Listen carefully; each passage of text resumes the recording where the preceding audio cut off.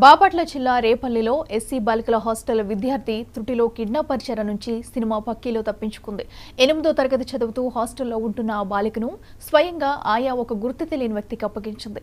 అయితే తాను ప్రమాదంలో చిక్కుకున్నట్టు గ్రహించిన ఆ బాలిక తెలివిగా తప్పించుకుని స్థానికుల సాయంతో దుగ్గిరాల పోలీస్ స్టేషన్కు చేరడంతో కథ సుఖాంతమైంది. ఆర్డీఓ తక్షణమే స్పందించి వార్డెన్ను ఆయన్ను సస్పెండ్ చేశారు.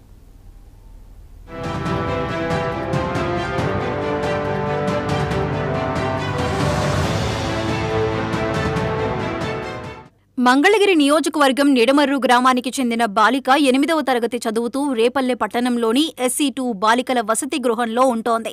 ఆ హాస్టల్కు లక్ష్మీ ప్రసన్న వార్డెన్ కాగా లక్ష్మి అనే మరో మహిళ ఆయాగా పనిచేస్తోంది.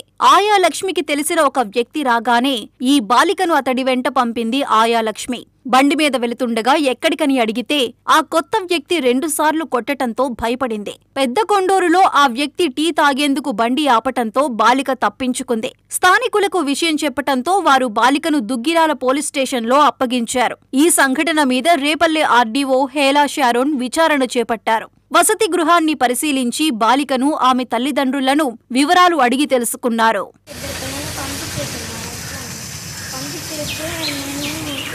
ఒకరోజు గమనించాను ఈ అమ్మాయి అడిగాను గేట్ దగ్గర కూర్చొని మాట్లాడుతుంది. ఇంకా నాకు భయం పుట్టి నన్ను కూడా ఏదైనా పంపించేద్దామని చెప్పేసి నేను ఏడుస్తూ కూర్చున్నాను. అట్లా కూర్చుంటే మా ఫ్రెండ్స్ వచ్చారు నా దగ్గర. ఏమైంది ఎందుకు వస్తున్నాను నన్ను అడిగారు. నేను ఏంటమ్మా చెప్పాను తెలియక ఇక ఆమె నేను ఎన్నో మాట్లాడి నాకు తెలుస్తుంది. ఎప్పుడు వచ్చినా మా పేరెంట్స్ నా దగ్గరికి ఎప్పుడు వచ్చినా కానీ గోడ చాటుగా ఉండి వెనకం ఇలా చేసేది.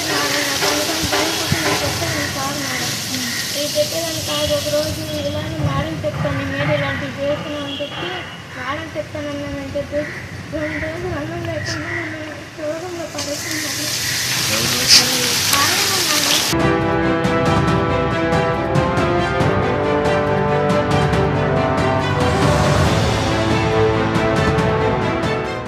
ఇప్పటికే 2 విద్యార్థులు అలా వెళ్లి తిరిగి రాలేదని, ఎందుకు రాలేదని వార్డెన్ని అడిగితే వాళ్లకి టీసీలిచ్చి పంపించామని సమాధానమిచ్చారని కూడా బాలిక చెప్పింది. ఆర్డీఓ ఈ విషయాల మీద వార్డెన్ను, ఏఎస్ఓను గట్టిగా నిలదీయగా వాళ్లు నీళ్లు నమిలారు.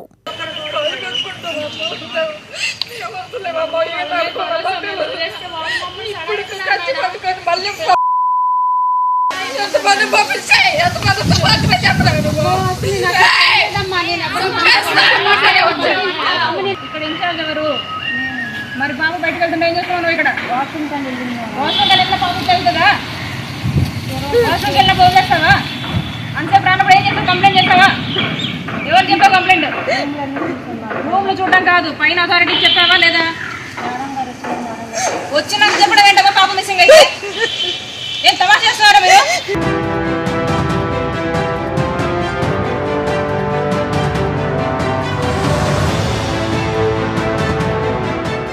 పిల్లల తల్లిదండ్రులతో కూడా మాట్లాడిన మీదట ఆర్డీఓ మీడియాతో మాట్లాడారు. కేసు నమోదు చేయడంతో పాటు వార్డెన్ని, ఆయాను విధుల నుండి తప్పించాలని సాంఘిక సంక్షేమ శాఖ అధికారులను ఆర్డీఓ ఆదేశించారు.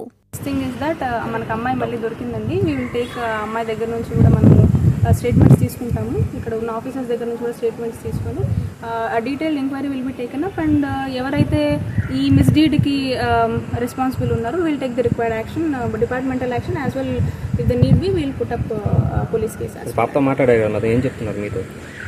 పాప జరిగిన ఇన్సిడెంట్స్ కొంచెం డీటెయిల్గా చెప్పడం జరిగింది అండి. In view of this sensitivity of the issue I'm not disclosing, but the good news is that పాప హెల్ అండ్ హ్యాపీగా ఉంది, no issues. I talk to the పేరెంట్స్తో కూడా మాట్లాడడం జరిగింది, ఇక్కడ ఆఫీసర్స్తో కూడా మాట్లాడడం జరిగింది. ప్రాపర్గా అసలు ఏం జరిగింది అనేది ఇంకా ఫర్దర్ కంప్లీట్గా డిపార్ట్మెంటల్ ఎంక్వైరీ అయిన తర్వాత నేను మీకు ఫర్దర్ డీటెయిల్స్ షేర్ చేస్తాను. దొరికిన చోట కూడా దుగ్గిరాల్లో కూడా అలాంటి కేసు పెట్టలేదు అని చెప్తున్నారు, వాళ్ళు తీసుకోలేదు అంటున్నారు. నేను ఇన్వెస్టిగేట్ చేస్తాను. నేను ఒకసారి పోలీస్తో మాట్లాడిన తర్వాత మనకు కొంచెం డీటెయిల్డ్ రిపోర్ట్స్ వస్తుంది. Because this is the very first time నేను వచ్చి ఇంటరాక్ట్ అవ్వడం కాబట్టి. ఇంకోటి ఫర్దర్గా ఏఎస్ఓ గారికి కూడా ఇన్స్ట్రక్షన్స్ ఇవ్వడం జరిగింది, ఫ్రీక్వెంట్ విజిట్స్ చేయండి అని. అండ్ ఈ